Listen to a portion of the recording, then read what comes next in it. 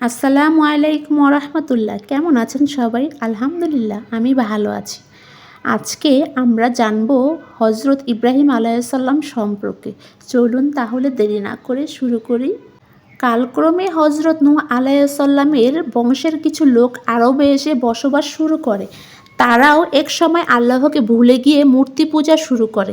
তাদেরকে হেদায়েত করার জন্য মহান আল্লাহ তাআলা হজরত ইব্রাহিম আলাইসাল্লামকে নবী হিসাবে পাঠালেন। হজরত ইব্রাহিম আলাইসাল্লাম আরব ভূখণ্ডের ইরাক অঞ্চলে এক পেশাদার পুরোহিত পরিবারে জন্মগ্রহণ করেন।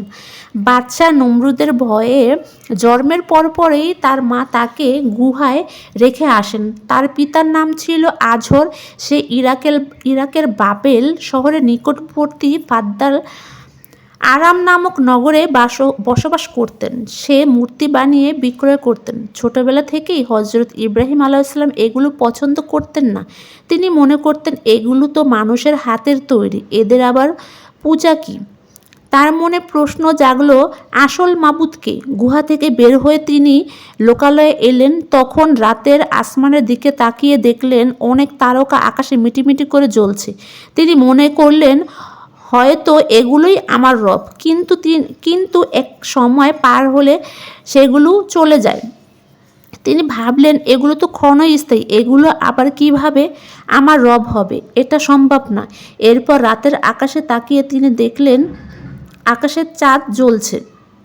তিনি ভাবলেন এটা হয়তো বা আমার রব। তারপরে যখন চাঁদ ডুবে গেল, তারপর তিনি ভাবলেন এটাও তো ক্ষণস্থায়ী, তাহলে আমার রবকে। এরপর সকালে সূর্য দেখে তিনি ভাবলেন এটাই আমার রব, কেননা এটা সবচেয়ে বড়। সূর্যও ডুবে গেল। তিনি বুঝতে পারলেন এগুলোর কোনোটাই তার রব নয়, বরং যিনি এ আসমান জমিন চাঁদ সূর্য তারকারাজি সৃষ্টি করেছেন তিনি আমার রব। সমাজের লোকেদের মূর্তি পূজা করতে দেখে তিনি বিচলিত হলেন। তিনি লোকেদের বললেন, তোমরা এসব কিসের পূজা করো?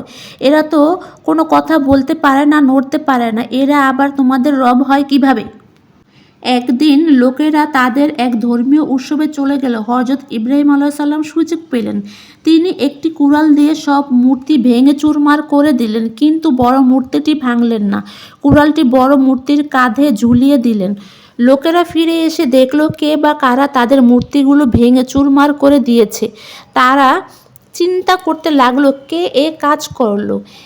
কেউ কেউ বলল, শুনেছি ইব্রাহিম আলাইসাল্লাম নামে এক যুবক এগুলোর সমালোচনা করে, সেই এ কাজগুলো করছে, সেই এগুলো ভাঙতে পারে।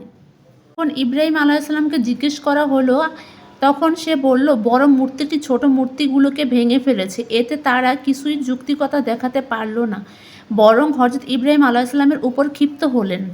সে সময়কার বাদশাহ ছিল নমরুদ। সে ছিল বড় অত্যাচারী। তার কাছে নালিশ করা হলে হজরত ইব্রাহিম আলাইসাল্লামকে ডেকে নিয়ে জিজ্ঞেস করা হলো, তোমার প্রতিপালক কে? ইব্রাহিম আলাইসাল্লাম বলেন, আমার প্রতিপালক হচ্ছে তিনি যিনি জীবন দান করেন এবং মৃত্যু দান করেন।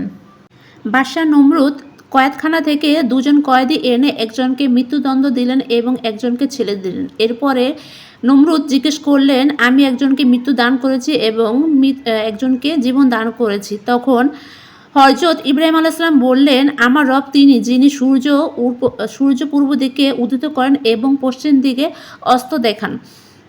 এরপর বাদশাহ নমরুদ হজরত ইব্রাহিম আলাইসাল্লামের উপর অধিক ক্ষিপ্ত হয়ে তাকে আগুনে নিক্ষেপ করেন। মহান আল্লাহ তাআলা আগুনকে বললেন, হে আগুন, তুমি ইব্রাহিম আলাইসাল্লামের জন্য ঠান্ডা হয়ে যাও এবং আরামদায়ক হয়ে যাও।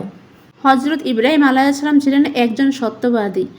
আজ এ পর্যন্তই। আসসালামু আলাইকুম। সবাই ভালো থাকবেন।